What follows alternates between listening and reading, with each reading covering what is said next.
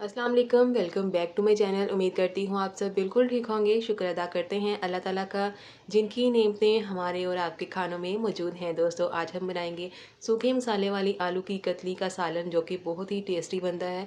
इसको अलग अलग तरीक़ों से बनाया जाता है, हर तरीके से ही बहुत टेस्टी बनती है। बहुत ही मज़े की इसकी रेसिपी है। वीडियो को एंड तक ज़रूर देखिएगा। वीडियो पसंद है इसको लाइक शेयर और कमेंट ज़रूर करिएगा, और अगर चैनल को सब्सक्राइब नहीं किया तो प्लीज़ चैनल को सब्सक्राइब भी ज़रूर करिएगा। तो आलू की कतलियाँ काट के मैंने पानी में डाल दी थी ताकि इनका कलर चेंज ना हो। तो इस तरह से हमने इसकी कटिंग करनी है। जो आलू की कतली है उसका साइज़ हमने ना तो बहुत ज़्यादा मोटा रखना है और ना ही पतला रखना है। आलू अगर बड़े साइज़ का होगा, दरमियान में से कट लगा के उसको हमने दो दो हिस्सों में कट कर लेना है। इनको पानी में डाल के साइड पे कर लेंगे। एक कढ़ाई में हमने ऑयल डालना है। मैं यहाँ पर आधा कप से थोड़ा सा ज़्यादा ऑयल डाल रही हूँ। ऑयल जैसे ही गर्म हो जाएगा, हम इसके अंदर एक बड़े साइज़ का प्याज डाल देंगे बारीक काट के। अब इसकी मिक्सिंग करते हुए इसको हमने फ्राई करना है लो टू मीडियम फ्लेम पर। तो इसको हमने फ्राई बहुत ज़्यादा डार्क वाला कलर नहीं लेके आना, इसको सॉफ्ट होने तक बस फ्राई करना है। तो इस तरह से जब ये फ्राई हो जाएगा, सॉफ्ट हो जाएगा, तब हम इसके अंदर 1 टीस्पून से थोड़ा सा ज़्यादा ज़ीरा डालेंगे, और इसके साथ ही हमने इसमें 7 से 8 बारीक कटी हुई हरी मिर्चें डालेंगे। हरी मिर्च का पेस्ट इसमें नहीं डालना। इसी तरह से इन मिर्चों को हमने फ्राई करना है तकरीबन 1 मिनट के लिए, और जैसे ही मिर्चें अच्छी तरह से फ्राई हो जाएंगी, हम इसके अंदर 1 पिंच के करीब नमक डाल देंगे। इसकी मिक्सिंग कर लेंगे। नमक मैं इसलिए डाल रही हूँ क्योंकि ये सिल्वर स्टील की कढ़ाई है। इसके अंदर अगर हम डायरेक्ट चिकन या आलू ऐड करेंगे तो इसके नीचे ना, इसके बॉटम पे ये चीज़ चिपकना शुरू हो जाएगी। अगर नॉन स्टिक बर्तन हो तो उसका कोई मसला नहीं होता। इस तरह से सिल्वर या सिल्वर स्टील का बर्तन हो तो उसके नीचे ये चीज़ें चिपकती हैं, इसलिए इससे पहले थोड़ा सा नमक डाल लें तो वो नहीं चिपकती।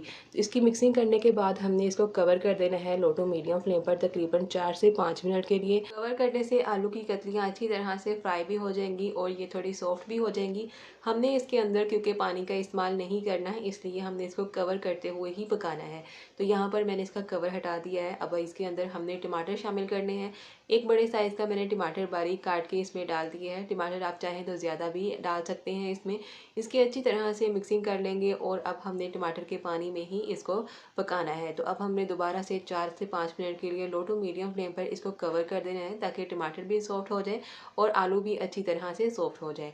तो यहाँ पर 4 से 5 मिनट हो चुके हैं। इसका कवर हटा के इसकी मिक्सिंग कर लेते हैं, और अब हमने इसमें स्पाइसेस ऐड करने हैं। स्पाइसेस हमने बहुत ज़्यादा इसमें ऐड नहीं करने। हमने बस इसको हरी मिर्च और प्याज और थोड़े से स्पाइसेस के साथ ही पकाना है। बहुत ही टेस्टी ये आलू की कतलियाँ बन के तैयार होती हैं।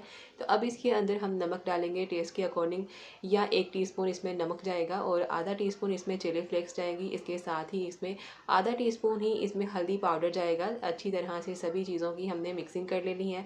बस इन तीनों चीज़ों के अलावा हमने कोई मसाला इसमें नहीं ऐड करना। करने के बाद 2 मिनट के लिए इसकी भुनाई करेंगे, ताकि इसके अंदर हमने जो मसाले शामिल किए हैं उनका कच्चापन ख़त्म हो जाए। मसाले डालते वक्त अगर पानी की ज़रूरत होगी तो बस थोड़ा सा पानी इसमें डालते हुए हमने इसकी मिक्सिंग करके भुनाई कर लेनी है। तो बहुत ही कम टाइम और कम सामान के साथ बनने वाला ये सालन बहुत ही टेस्टी लगता है, स्पेशली गर्मियों में।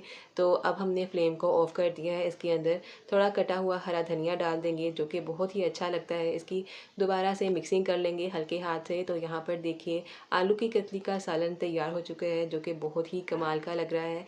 तो इस तरह से इसको ज़रूर ट्राई करिएगा। तो चलिए इसको अच्छा सा डिश आउट कर लेते हैं। आप इसको दही के रायते के साथ या तड़के वाले दही के साथ खाएं, बहुत ही अच्छा लगता है। तो आज की रेसिपी कंप्लीट हो चुकी है। उम्मीद करती हूँ आपको पसंद आई होगी। पसंद आए इसको लाइक शेयर और कमेंट ज़रूर करिएगा। फ्रेंड्स और फैमिली मेम्बर्स के साथ भी शेयर करिएगा। जमीला अशरफ किचन को सब्सक्राइब करना बिल्कुल मत भूलिएगा। तो मिलते हैं आपके साथ इसी तरह की एक और मज़ेदार यूनिक सी रेसिपी के साथ। तब तक के लिए अल्लाह हाफिज़।